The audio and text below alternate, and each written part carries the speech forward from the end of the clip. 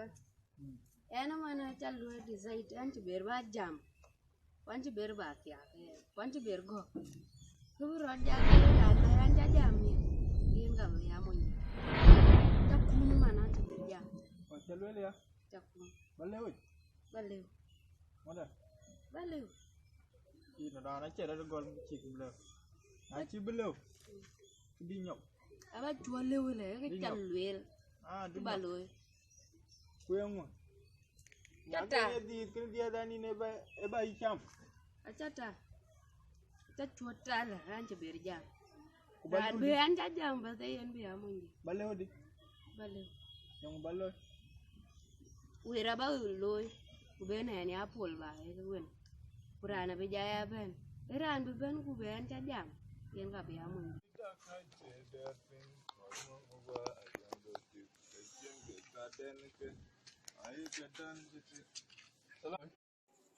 Con bé tôi lấy đi, nghe lời chị Yohan gồm cái trường to là dứt, yin, cháu to là dứt châu, em cháu to là dứt, cháu to là dứt, lâu là nhụy đại am, chỉ respond. Ý chế wa. Trâu kurung, yak. Wan. Ban.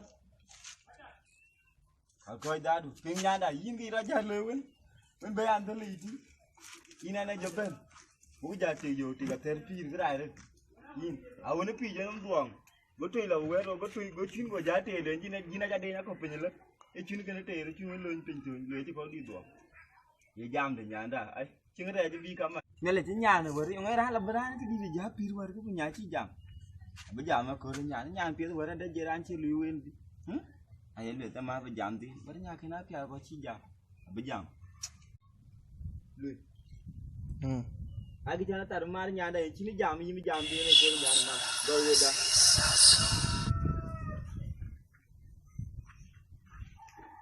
ang chini to je ba ko yimu da nyida ko na ba yalo ye wona meme mu de nyanda ba je pinga yini mi jam di ko nyanda ma ke du ne yinda ya yin wen ba an peri ke pe je ra ja loy ane chụp giá bên gai chặt lên, mà bố cái giá thêm đi giá rồi chú là tháp bên quê kia, mà giá bên gai chặt in của chị gai thế cái lệ cái giờ đó gọi là một coi chứ là, giờ bố coi chứ là, giờ nó chơi cái tên của người cả đến chỉ đông của giá cả, in của lệ piot đâu vậy, em bé lo bên thế gai tạt, bố giá chụp điên này là, em quanh cả bạc cán thằng, bây giờ quẹt chặt cái đam cái chụp trong điện cho đông chín chẳng, à vẫn ra quanh chụp điên là một cán này là, chơi pin nhà đã, cán chụp điên là của giá chú am giá cả của chiều chả bên nào thôi, gọi là vấn đề. Icewa dijak karamu itu dia jalan kak. Kecak ke ija ting mana macam gua nang tiga dia. Ice. Pan apa wan? Pan ni orang itu dia pan tiang ni cor ini boleh. Dia lo ni cor ini ambil jalan. Lalu itu nya wan ni nya ben bijang re jape.